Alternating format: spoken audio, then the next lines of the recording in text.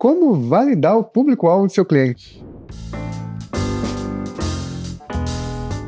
Olá, gente, meu nome é Rony Kuzma, sou professor aqui na Brainster e vim responder hoje a pergunta do Lucas François, de Toledo. Ele fala aqui pra gente o seguinte: como podemos constatar se o nosso cliente sabe realmente quem é o seu público-alvo e não somente acha que sabe? O que podemos fazer para ter mais garantias sobre as características, culturas e personalidades do público-alvo desse cliente e assim entregar um projeto mais eficaz? Ótima pergunta, Lucas. Obrigado por isso. Vamos lá, gente. Eu vou contar um pouquinho, organizar a nossa conversa em 3 momentos, assim. Primeiro, acho que eu vou falar um pouquinho só da complexidade que é o público-alvo de uma forma prática. Depois eu vou contar um pouquinho desses cenários ideais que geralmente se apresentam pra gente de como achar esse público. E depois como eu faço na prática. Primeira coisa, Lucas, eu acho que é muito legal a gente entender que público-alvo é um tema muito espinhudo, muito complexo. Não tem absolutamente nada de básico ou fácil nesse tema, porque quando a gente lida com uma oferta, a gente precisa saber muito bem para quem ofertar e qual valor gerar e qual experiência entregar para esse público. A questão é quais valores,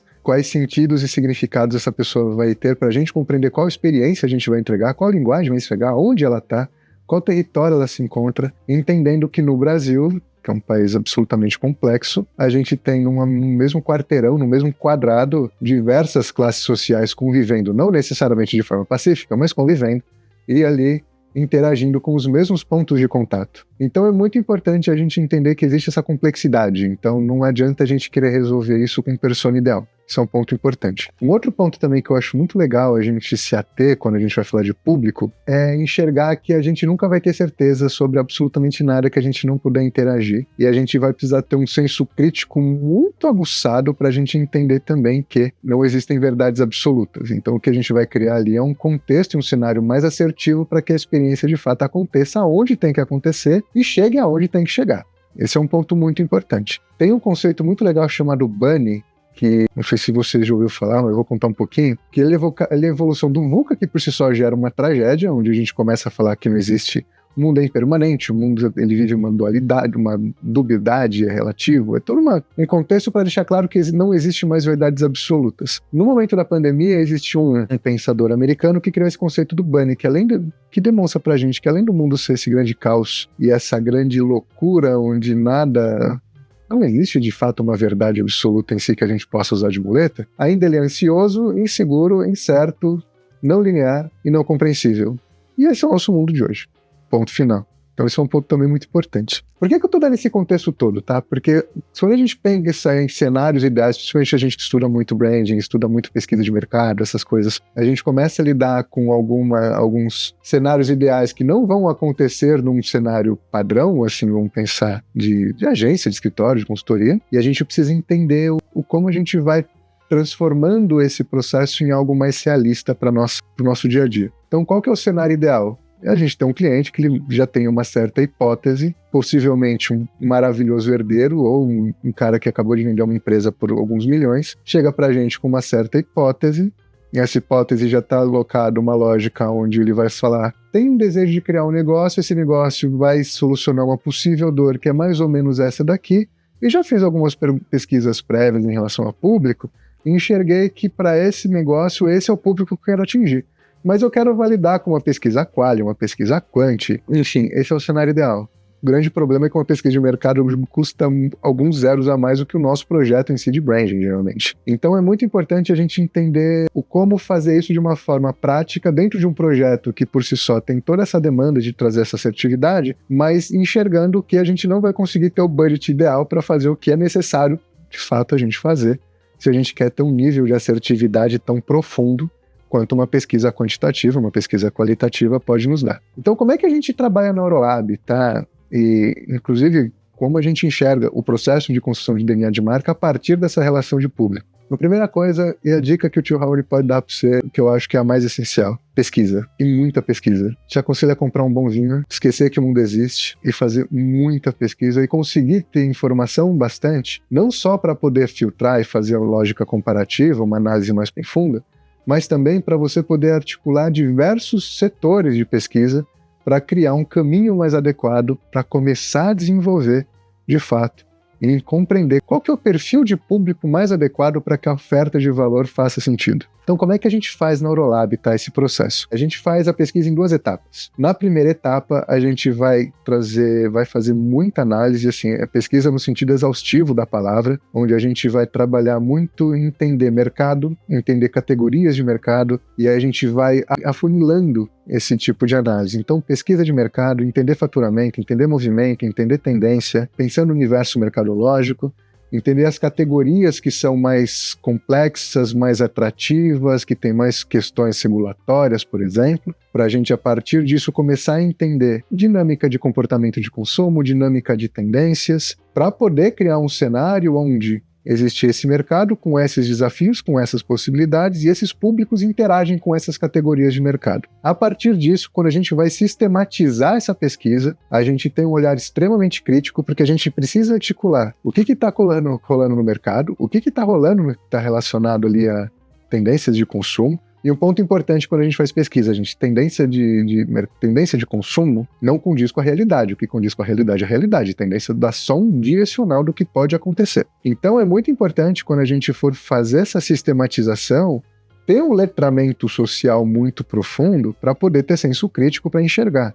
Essa tendência é legal, mas não é aplicável aqui no Brasil. Então o que está acontecendo no universo social que faz com que esse campo que a gente está pesquisando seja mais relevante, mais frágil ou mais desafiador? Então, quando a gente vai sistematizar essas informações, a gente começa já a articular todas essas pesquisas que a gente vai fazer, tanto de mercado quanto de campo social, e sempre pesquisa desk, tá? Porque é essa relação de trazer o dia a dia mesmo de operação.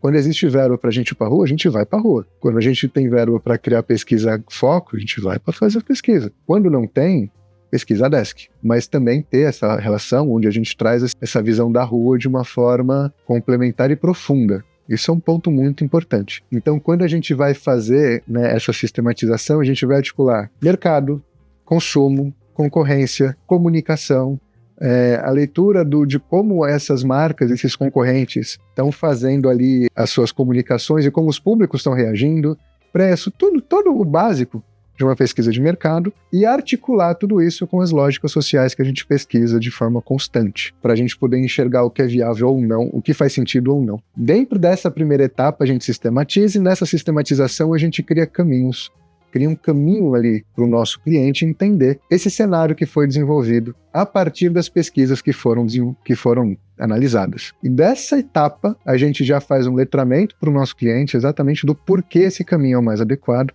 tendo como base não o que a gente acha, mas, de fato, o que foi analisado, os dados que foram colocados, a dinâmica na relação de consumo, canal de venda e relação social de território.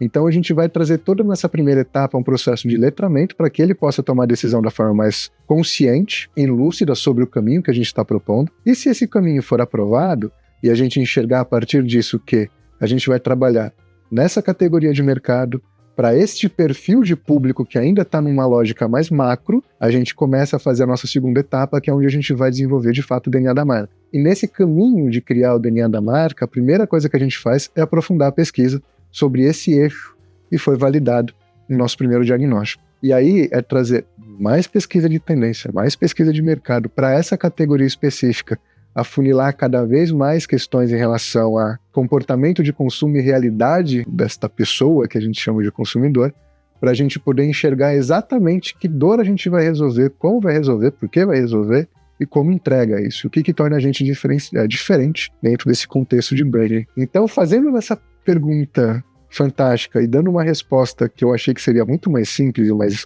mais curta, a gente trabalha em validar o público-alvo desse formato.